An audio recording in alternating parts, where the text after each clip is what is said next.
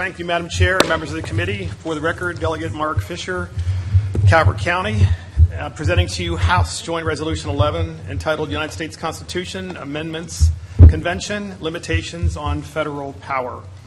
This joint resolution states the General Assembly applies to the U.S. Congress for an amendments convention to be called pursuant to Article 5 of the United States Constitution as soon as two-thirds of the states have applied for a convention to propose an amendment to the United States Constitution that imposes fiscal restraints on the federal government, limits the power and jurisdiction of the federal government, and limits the terms of office for officials of the federal government and for the members of the United States Congress.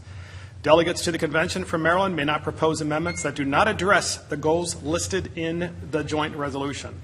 The application constitutes a continuing application until at least two-thirds of the state legislatures have made application for an equivalently limited amendments convention. That's, in essence, what the bill does.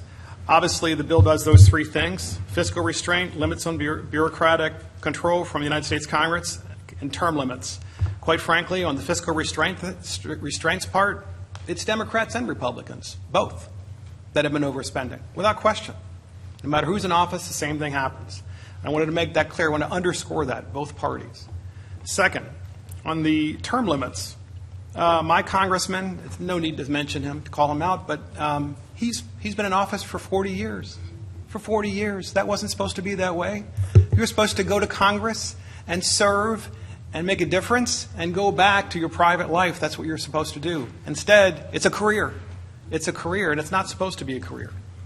And lastly, limits on bureaucracy. This one is always interesting. It's always very touchy on both sides. And here's an example. When Republicans are in charge, at the White House I'm talking about, Democrats hate the Department of Education.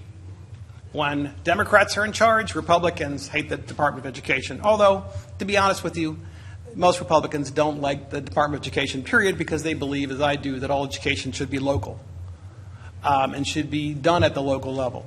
So it's really a fascinating conversation. But one thing's for sure. Both sides try to get a handle on each department, and they try to get a leg up on the other side every time their guy or their person is the President of the United States. That's got to stop. That's got to stop. The states should be deciding this. Go to conventionofstates.com, press the button, sign the petition.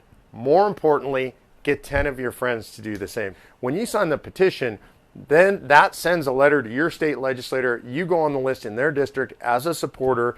We deliver those lists to the state legislators. It means something to them.